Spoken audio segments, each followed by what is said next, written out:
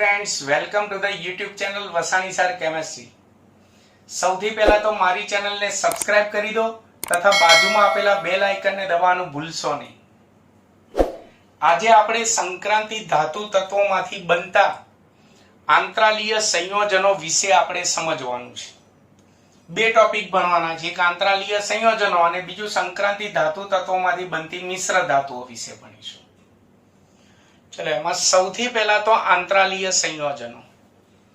आनी टूंकनोंध हूँ एक सादी आकृति द्वारा समजावुं छुं जेथी तमारे मुद्दा तमारे गोखवा ना पड़े, पण तमारे परीक्षा में आकृति दोरवानी नथी। चलो, संक्रांति धातु तत्व, धातु होय एटले स्फटिकमय घन पदार्थ होय। तो चैप्टर 1 में भणी गया स्फटिकमय घन पदार्थ में परमाणुओं जुदी जुदी निश्चित स्फटिक रचना में गोठवायेला होय। जेम के आपणे भण्या था सादी घन रचना, बीसीसी रचना, एचसीपी रचना, सीसीपी रचना। तो संक्रांति धातु तत्वोना परमाणुओ जे होय ए निश्चित स्फटिक रचना में गोठवायेला होय। चलो, आंतरालीय संयोजनों में तमने ख्याल आवे एटला माटे हूँ अहींया संक्रांति धातुना परमाणुओ निश्चित स्फटिक रचना में गोठवायेला तो एकदम सादी द्विपरिमाणीय गोठवणी हूँ दोरूं छुं। पछी समजी लेवानुं के एचसीपी रचना होई शके, सीसीपी रचना में गोठवायेला होई शके, बीसीसी रचना में गोठवायेला होई शके। अत्यारे आ टूंकनोंध समजवा माटे हूँ एकदम सादामां सादी रचना दोरूं छुं। आ रीते हजी स्फटिकमय संक्रांति धातु तत्वो छे, हजी एमांथी आंतरालीय संयोजन में बनाव्युं नथी। तो एना परमाणु आ रीते नियमित रीते गोठवायेला होय, निश्चित स्फटिक रचना में गोठवायेला होय। आ बधा धातुना परमाणुओ छे।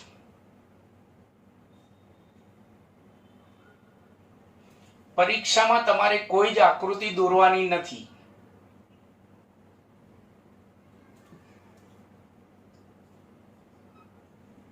संक्रांति धातुना स्फटिक में तेना परमाणुओनी में आ रीते गोठवणी करी।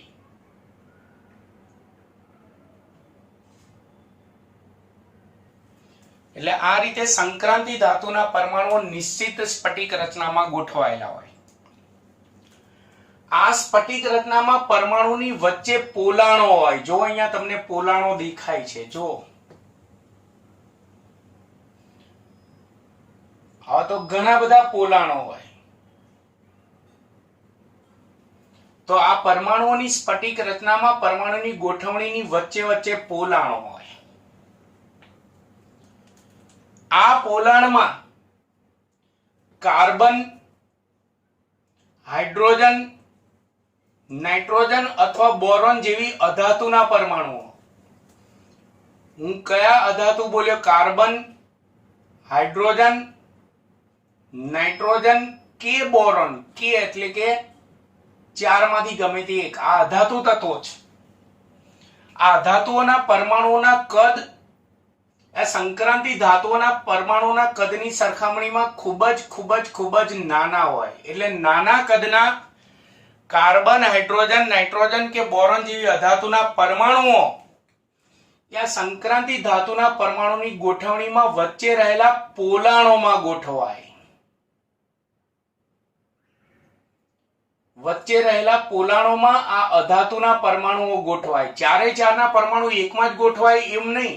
कां तो कार्बनना परमाणु गोठवाय, अथवा हाइड्रोजनना गोठवाय, अथवा नाइट्रोजनना गोठवाय, अथवा बोरोनना गोठवाय। ते परमाणुओ जे छे आंतरालीय पोलाणो जे छे एनी वच्चे गोठवाय, जेथी बनता आ संयोजनोने आंतरालीय संयोजनो कहे छे। सिंपल जे संक्रांति धातुना परमाणुओ निश्चित स्फटिक रचनामां गोठवायेला होय। आ गोठवणीमां तेना परमाणुनी वच्चे पोलाणो होय छे। आ पोलाणमां कार्बन, हाइड्रोजन, नाइट्रोजन के बोरोन जेवी अधातुना नाना कदना परमाणुओ आ पोलाणमां गोठवाय छे, जेथी बनता संयोजनोने आंतरालीय संयोजनो कहे छे। बीजું અહીંયા આ અંતરાલીય સંયોજનોમાં હવે તમે જો ધાતુના પરમાણુઓ પણ આવી ગયા. ધાતુના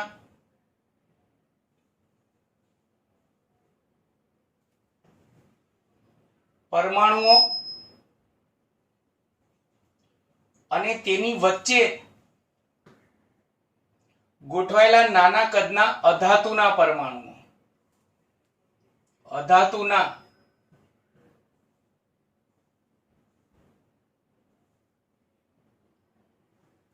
પરમાણુ, આ બંને વચ્ચે કોઈ નવો રાસાયણિક બંધ બનતો નથી. માત્ર તેના પોલાણમાં અધાતુના પરમાણુ ગોઠવાઈ જશે. કોઈ નવો ધાતુના પરમાણુ કે અધાતુના પરમાણુ વચ્ચે કોઈ નવો રાસાયણિક બંધ બનતો નથી. એટલે સિમ્પલ ભાષામાં કહીએ તો આ પરમાણુ વચ્ચે કોઈ રાસાયણિક પ્રક્રિયા થતી નથી. રાસાયણિક પ્રક્રિયા થતી નથી. નવો કોઈ રાસાયણિક બંધ બનતો નથી.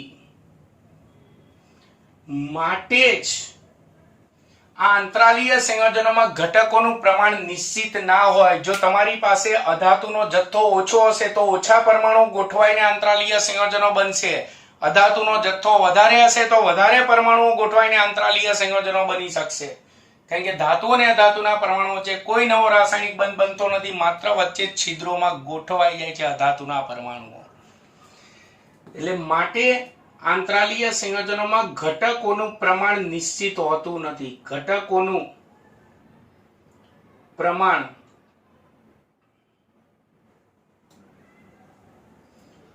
નિશ્ચિત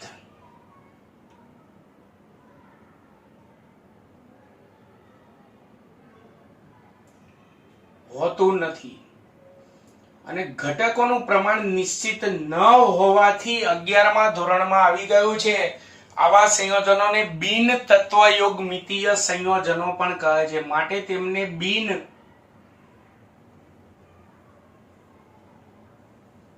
તત્વયોગમિતીય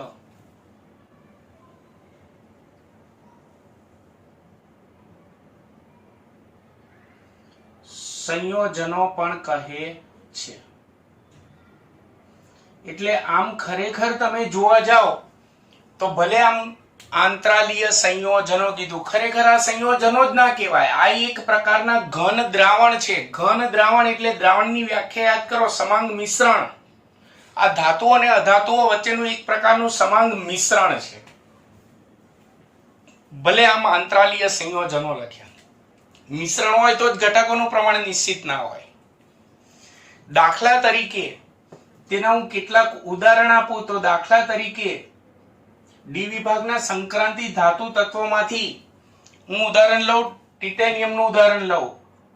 એની વચ્ચે હાઇડ્રોજનના પરમાણુ ગોઠવાઈને જે આંતરાલીય સંયોજન બને એ TiH 1.57, બીજું VH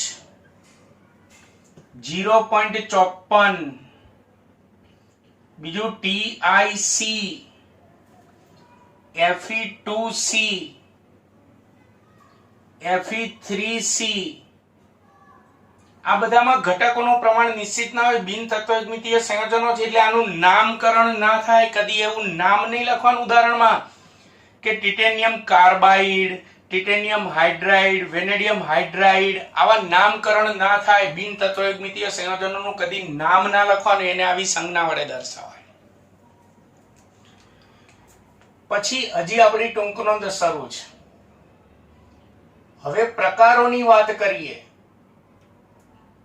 તો આપણા ધાતુની સ્ફટિક રચનામાં વચ્ચે રહેલા પોલાણોમાં આ ચારમાંથી કોઈ પણ એક અધાતુના પરમાણુ ગોઠવાથી આંતરાલીય સંયોજનો બને. તો આ પોલાણમાં આ ચારમાંથી કોના પરમાણુઓ પોલાણમાં ગોઠવાઈને આંતરાલીય સંયોજન બનાવ્યા છે એના આધારે તેના મુખ્ય ચાર પ્રકારો છે. એક, જો આંતરાલીય પોલાણોમાં એટલે કે આંતરાલીય છિદ્રોમાં કાર્બનના પરમાણુ ગોઠવાઈને આંતરાલીય સંયોજનો બને તો તેને કાર્બાઇડ પ્રકારના આંતરાલીય સંયોજનો કહેવાય. બે, જો હાઇડ્રોજન ગોઠવાઈને આંતરાલીય સંયોજન બને, હાઇડ્રોજનના પરમાણુ ગોઠવાય તો તેને હાઇડ્રાઇડ પ્રકારના આંતરાલીય સંયોજનો કહેવાય. 3 જો આની અંદર નાઇટ્રોજનના પરમાણુ ગોઠવાઈને આંતરાલીય સંયોજનો બને તો તેને નાઇટ્રાઇડ પ્રકારના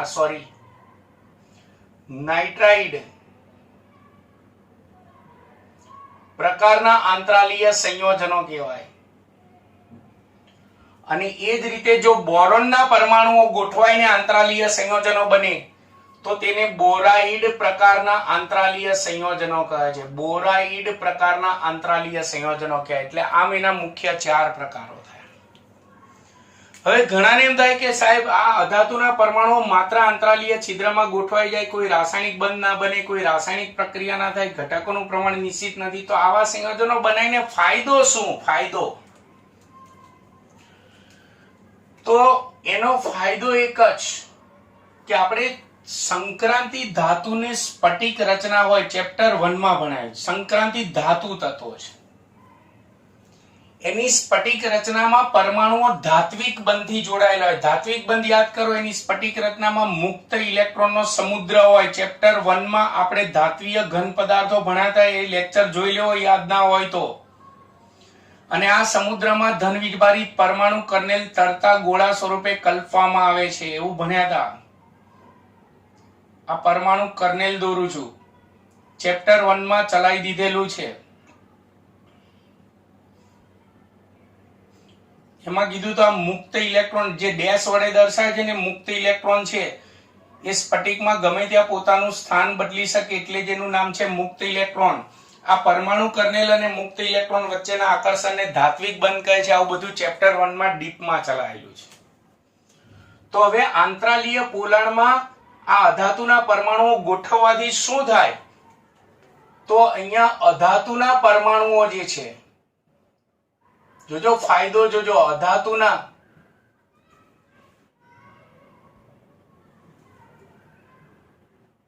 પરમાણુઓ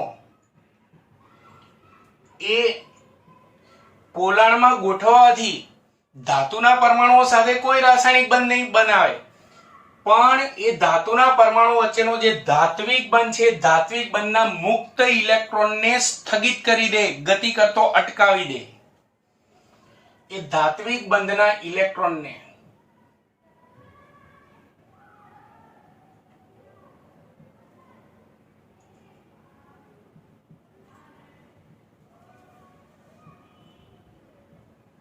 સ્થગિત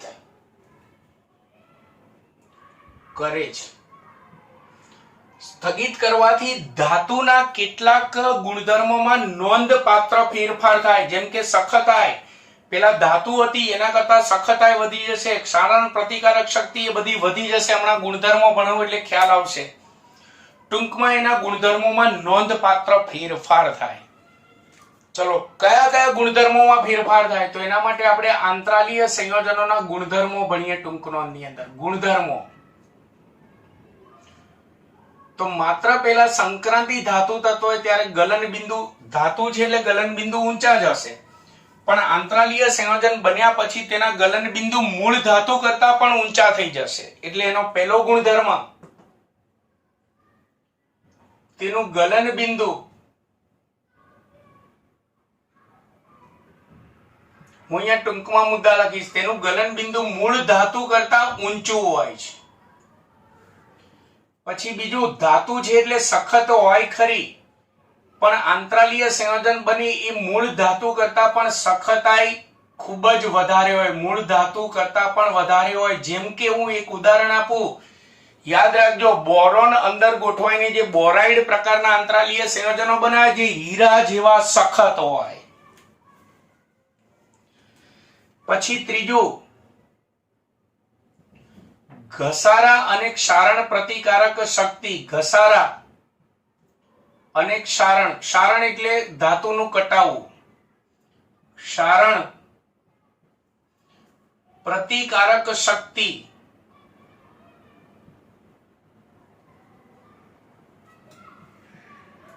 મૂળ ધાતુ કરતા પણ વધારે હોય છે આંતરાલીય સંયોજનો. આ બધું કોના કારણે થાય છે? ધાત્વિક બંધના મુક્ત ઇલેક્ટ્રોનને, મુક્ત ઇલેક્ટ્રોન અહીંયા ધ્યાન રાખજો, ધાત્વિક બંધના મુક્ત ઇલેક્ટ્રોનને આ અધાતુના પરમાણુઓ સ્થગિત કરી દે, જેથી ધાત્વિક બંધ પેલા કરતા વધુ મજબૂત બની જાય. પેલા કરતા વધુ મજબૂત બનવાથી આ ગુણધર્મોમાં ફેરફાર થાય છે. નંબર 4, તેની ઉષ્મીય વાહકતા અને વિદ્યુતીય વાહકતા જે છે જળવાઈ રહે છે. આમાં વધારો થાય છે એમ નથી હું બોલતો, જળવાઈ રહે છે, ધાતુ જેટલી જ જળવાઈ રહે.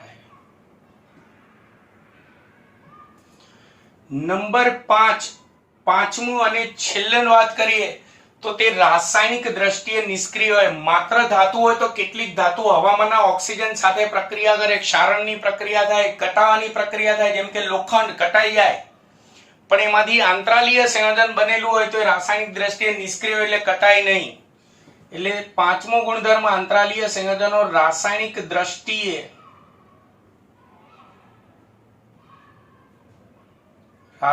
દ્રષ્ટિએ નિષ્ક્રિય હોય છે.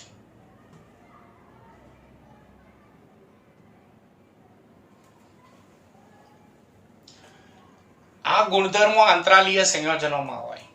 એ બધું ધાત્વિક બંધના મુક્ત ઇલેક્ટ્રોનને અધાતુના પરમાણુઓ સ્થગિત કરે એટલે ધાત્વિક બંધ મજબૂત બને. એના કારણે આ ગુણધર્મોમાં ફેરફારો થાય.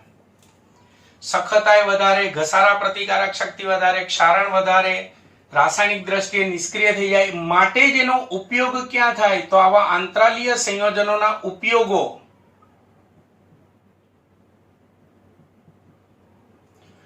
જુદા જુદા યંત્રો એટલે કે મશીનરીના પાર્ટ્સ બનાવવા માટે, ઓજારો બનાવવા માટે, જેમ કે ખેડૂતો હળ, દાતરડું, પછી આપણે મજૂર વર્ગ જે હોય એ કોદાળી વાપરતા હોય, કઠિયારો જે કુહાડી ઝાડ કાપવા માટે વાપરતા હોય, તો એ પ્યોર લોખંડ ના હોય. એ લોખંડના પરમાણુની વચ્ચે કાર્બનના પરમાણુઓ ગોઠવીને બનાવેલા આંતરાલીય સંયોજનો એક પ્રકારનું. તો યંત્રો, ઓજારો, વાહનોના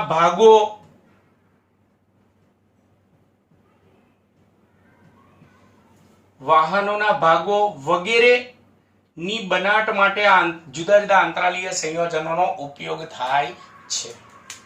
તો આ થયું આંતરાલીય સંયોજનો કોને કહેવાય એની આખી ટૂંક નોંધ.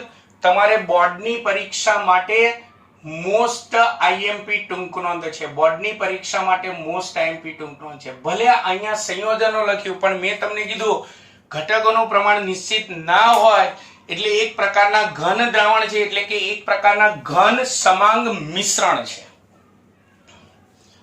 ચલો ત્યાર પછી હવે આપણે એક નવો ટોપિક ભણીશું, મિશ્ર ધાતુઓ. અહીંયા ક્વેશ્ચન કરીને નથી લખ્યું, ટોપિક લખ્યું છે મિશ્ર ધાતુઓ. સંક્રાંતિ ધાતુ તત્વોમાંથી બનતી મિશ્ર ધાતુઓ વિશે આપણે જુદા જુદા નાના મોટા પ્રશ્નો ભણીશું. એમસીક્યુ સ્વરૂપના પ્રશ્નો આવશે આમાં આખા ટોપિકમાં. તો આમાં સૌથી પહેલા તો આપણે મિશ્ર ધાતુની વ્યાખ્યા સોલ્વ કરીએ. વ્યાખ્યા તો જો મેં તમને કીધું આંતરાલીય સંયોજનો પણ શું છે? એક પ્રકારના સમાંગ મિશ્રણ જ છે. તો મિશ્ર ધાતુઓ પણ શું છે? દ્રાવણોમાં આપણે ભણી ગયા છીએ, એક પ્રકારના સમાંગ મિશ્રણ જ છે. પણ એમાં એક કરતા વધારે ધાતુઓ ભેગી મળવાથી બને. એટલે એની વ્યાખ્યા એકદમ સહેલી છે. એક કરતા વધારે ધાતુઓ ભેગી મળવાથી બનતા ઘન સમાંગ મિશ્રણને મિશ્ર ધાતુઓ કહે છે. ઘન સમાંગ મિશ્રણને મિશ્ર ધાતુઓ કહે છે. પણ મિશ્ર ધાતુઓ બનાવવા માટે આપણે એક કરતા વધારે ધાતુઓને મિશ્ર કરીએ તો મિશ્ર ધાતુ બને, નો ડાઉટ. પણ ગમે તે ધાતુઓને મિશ્ર કરવાથી મિશ્ર ધાતુ બનતી નથી. મિશ્ર ધાતુ કેવી ધાતુઓને ભેગી કરવાથી જ બને. એના માટે બે વૈજ્ઞાનિકો હ્યુમ અને રોથરી નામના વૈજ્ઞાનિકોએ 3 નિયમો રજૂ કર્યા છે. જો એ 3 નિયમોનું પાલન થાય તો જ એ ધાતુઓને મિશ્ર કરવાથી મિશ્ર ધાતુ બની શકે. બાકી દુનિયામાં ગમે તે ધાતુઓને મિશ્ર કરવાથી મિશ્ર ધાતુ બની શકતી નથી. તે નિયમો શું છે? તો આપણે મિશ્ર ધાતુઓના ટોપિકમાં બીજો ક્વેશ્ચન આપણે ભણીશું. આપણે આજના લેક્ચરમાં એક લોંગ ક્વેશ્ચન મોસ્ટ આઈએમપી આવે છે 3 ગુણનો, અને 2 ગુણનો મોસ્ટ ટાઈમથી પ્રશ્ન આવે છે, મિશ્ર ધાતુઓની બનાવટ માટેના હ્યુમ અને રોથરીના નિયમો લખો. હ્યુમ અને રોથરીના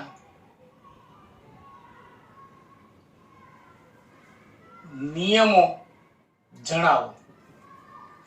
હ્યુમ અને રોથરીએ 3 નિયમો રજૂ કર્યા છે. જો એ નિયમોનું પાલન થાય તો જ ધાતુઓને ભેગી કરવાથી મિશ્ર ધાતુ બની શકે, નહીં તો બની શકે નહીં. જેમ કે એમણે રજૂ કરેલો પહેલો નિયમ, નિયમ નંબર 1, આપણે જે ધાતુઓને મિશ્ર કરીને મિશ્ર ધાતુ બનાવી હોય તે મિશ્ર થતી ધાતુઓના પરમાણ્વીય કદ લગભગ સમાન હોવા જોઈએ. મિશ્ર થતી ધાતુઓના પરમાણ્વીય કદ લગભગ સમાન હોવા જોઈએ. એટલે કે હજી નિયમ શરૂ છે. એટલે કે તેમના પરમાણ્વીય ત્રિજ્યાનો તફાવત, પરમાણ્વીય ત્રિજ્યા નો તફાવત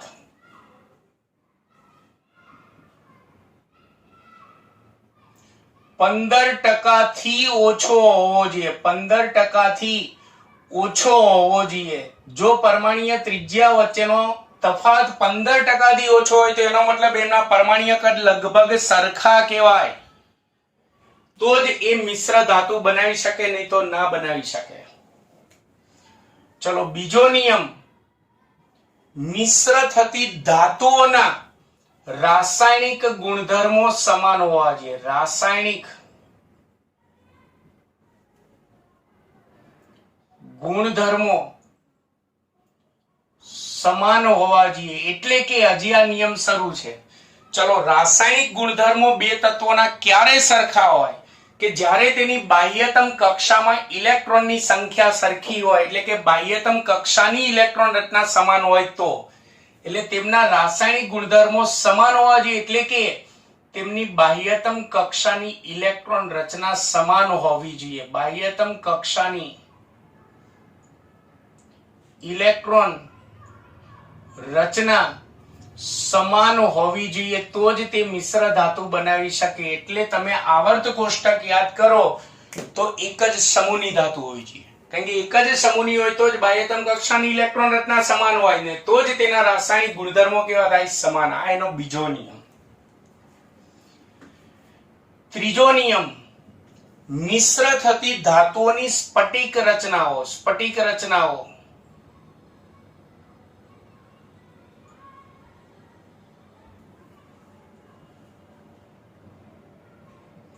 સમાન હોવી જોઈએ. એટલે કે એક સીસીપી રચના ધરાવતી હોય અને એક બીસીસી રચના ધરાવતી હોય તો મિશ્ર ધાતુ ના બને. કાં તો બંને બીસીસી હોય છે, કાં તો બંને સીસીપી હોય છે, કાં તો બંને એચસીપી હોય છે. સ્ફટિક રચના સમાન હોવી જોઈએ. જો આ 3 નિયમોનું પાલન થાય તો જ મિશ્ર ધાતુ બની શકે, નહીં તો મિશ્ર ધાતુ બની શકે નહીં. આ નિયમો શોધનાર હ્યુમ અને રોથરી હતા. એટલે એને કહેવાય છે મિશ્ર ધાતુ માટેના હ્યુમ અને રોથરીના નિયમો. આ પ્રશ્ન 2 ગુણના પ્રશ્ન માટે મોસ્ટ આઈએમપી. આજે 2 પ્રશ્નો આઈએમપી. આજે 2 ગુણનો નાનો પ્રશ્ન અને એક 3 ગુણનો લોંગ ક્વેશ્ચન. ચલો હ્યુમ અને રોથરીના નિયમો સમજ્યા. હવે આ નિયમોને સમજવા માટે આપણે મિશ્ર ધાતુના ટોપિકમાં એક કારણ ભણીએ. કારણ આપણે આભૂષણો પહેરીએ છીએ. એમાં પહેલા તો સોનાની શુદ્ધતા કેરેટ એકમમાં મપાય. અતિ શુદ્ધ સોનું 24 કેરેટનું હોય કે જે નબળું હોય, પોચું હોય, નરમ હોય. એટલે તેને સખત બનાવવા માટે તેની સાથે 22 કેરેટ સોનાની સાથે 2 કેરેટ તાંબુ એટલે કે કોપર ઉમેરીને પછી આપણે આભૂષણો પહેરીએ છીએ. એટલે આભૂષણો એક પ્રકારની મિશ્ર ધાતુ છે. સોનું અને કોપર બંનેની મિશ્ર ધાતુ છે. તો આપણે એના ઉપરથી કારણ બનાવીએ. સોનું એટલે કે ગોલ્ડ, જેની સંજ્ઞા છે Au અને કોપર એટલે કે તાંબુ, તાંબામાંથી આભૂષણો બનાવી શકાય છે? કારણ આપો. આભૂષણો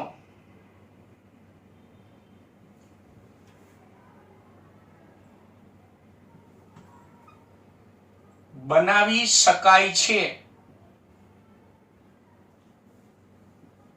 કારણ આપો. એટલે કે સોનું અને કોપર બંનેને આપણે મિશ્ર કરીને આભૂષણો બનાવી શકીએ છીએ. શા માટે બનાવી શકીએ છીએ? તો આપણે વારાફરતી એક એક હ્યુમ અને રો 3 નો નિયમ સોલ્વ કરીએ. તો સૌથી પહેલા તો કોપર અને ગોલ્ડ જે છે બંનેની પરમાણ્વીય ત્રિજ્યાનો તફાવત, બંનેની પરમાણ્વીય ત્રિજ્યાનો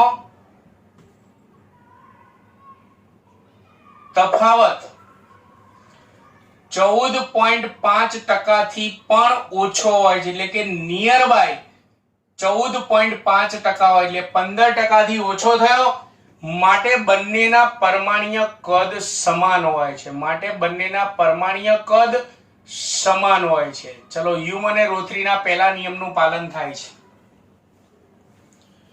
ચલો બીજો નિયમ જોઈએ. તો ગોલ્ડ અને કોપર બંને સમૂહ 11 ની ધાતુઓ છે. સમૂહ 11 ની ધાતુઓ છે. આવર્ત કોષ્ટકમાં તમે જોઈ શકો છો 11 ની ધાતુઓ છે. માટે તેઓ એક જ સમૂહની ધાતુઓ હોવાથી તેમની બાહ્યતમ કક્ષાની ઇલેક્ટ્રોન રચના સમાન હોય છે. માટે તેમના રાસાયણિક ગુણધર્મો પણ સમાન હોય છે. હું અહીંયા ટૂંકમાં લખું છું. એટલે હ્યુમ અને રો 3 ના બીજા નિયમનું પણ પાલન થાય છે. ચલો ત્રીજા નિયમની વાત કરીએ. તો ગોલ્ડ અને કોપર બંને ક્યુબિક ક્લોઝ પેકિંગ રચના ધરાવે છે. એટલે કે બંનેની સ્ફટિક રચના સમાન છે. બંને સીસીપી રચના ધરાવે છે. એટલે આમ ગોલ્ડ અને કોપર એ હ્યુમ અને રો 3 ના બધા જ નિયમોનું પાલન કરે છે. માટે ગોલ્ડ અને કોપરને મિશ્ર કરીને તેમાંથી આભૂષણો બનાવી શકાય છે. થઈ ગયું ક્લિયર? નિયમો પણ લગભગ આપણી એનસીઈઆરટી ની બુકમાં કારણ નથી આપ્યું, ખાસ કરજો, પૂછવાની શક્યતા છે. ચલો આ મિશ્ર ધાતુઓના ટોપિકમાં છેલ્લો પ્રશ્ન જે એમસીક્યુ માટે છે. આપણે સંક્રાંતિ ધાતુ તત્વોની વાત કરીએ તો સંક્રાંતિ ધાતુ તત્વોની શ્રેણીઓ જે છે, પ્રથમ સંક્રાંતિ શ્રેણી, દ્વિતીય સંક્રાંતિ શ્રેણી, તૃતીય સંક્રાંતિ શ્રેણી. એમાંથી આપણે જનરલી પ્રથમ સંક્રાંતિ શ્રેણીની ચર્ચા કરીએ તો સાયન્સ, પછી ટીચર, વી, ક્ર, મ, ફે, કો, ની, કુન, જ, scandium, titanium, vanadium, chromium, manganese, iron, cobalt, nickel, copper અને ઝિંક. એમાં આપણે આ જ ચેપ્ટરમાં ડાબીથી જમણી તરફ જતા પરમાણ્વીય ત્રિજ્યામાં થતો ફેરફાર આપણે ભણ્યા હતા. એમાંથી એક કારણ પણ ભણ્યા હતા, જો યાદ હોય તો. ક્રોમિયમ થી કોપર સુધીના સંક્રાંતિ ધાતુ તત્વો જે છે એના પરમાણ્વીય કદ લગભગ, પરમાણ્વીય ત્રિજ્યા લગભગ સમાન જળવાઈ રહે છે એવું આપણે કીધું હતું. શા માટેનું કારણ સમજાવ્યું છે આ ચેપ્ટરમાં. તો પરમાણ્વીય ત્રિજ્યા લગભગ સમાન જળવાઈ રહે છે. કેમ લગભગ શબ્દ વાપર્યો? કારણ કે ક્રોમિયમ થી કોપર સુધીની સંક્રાંતિ ધાતુ તત્વો જે છે તેમની પરમાણ્વીય ત્રિજ્યાનો તફાવત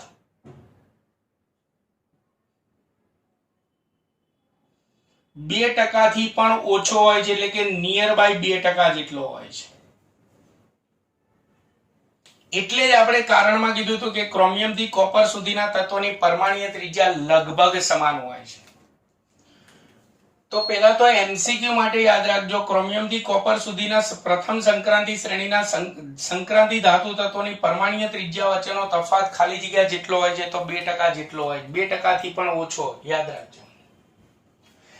માટે જ આ પ્રથમ સંક્રાંતિ શ્રેણીમાંથી ક્રોમિયમ થી કોપર સુધીની જે આ સંક્રાંતિ ધાતુ તત્વો છે એમાંથી આપણે ઘણી બધી મિશ્ર ધાતુઓ આપણે બનાવી શકીએ છીએ.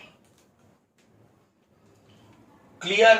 તો આજના વિડિયો લેક્ચરમાં આપણે બે ટોપિક ભણાયા. એક સંક્રાંતિ ધાતુ તત્વોમાંથી બનતા આંતરાલીય સંયોજનો શું છે એ સમજાયું, આકૃતિ દોરવાની નથી, અને ત્યાર પછી મિશ્ર ધાતુઓ વિશે ભણાવ્યું. બે પ્રશ્નો આઈએમપી આયા, એક આંતરાલીય સંયોજનોની ટૂંક નોંધ આઈએમપી અને એક મિશ્ર ધાતુઓની રચના માટેના હ્યુમ અને રોથરીના નિયમો આઈએમપી. તો મિત્રો આ સાથે મારો વિડિયો લેક્ચર અહીંયા પૂરો થાય છે. જો તમને મારો વિડિયો લેક્ચર ખરેખર સારો લાગ્યો હોય તો જરૂરથી સારી કમેન્ટ કરો. મારા વિડિયોને લાઈક અને સબસ્ક્રાઇબ કરવાનું ભૂલતા નહીં. નમસ્કાર.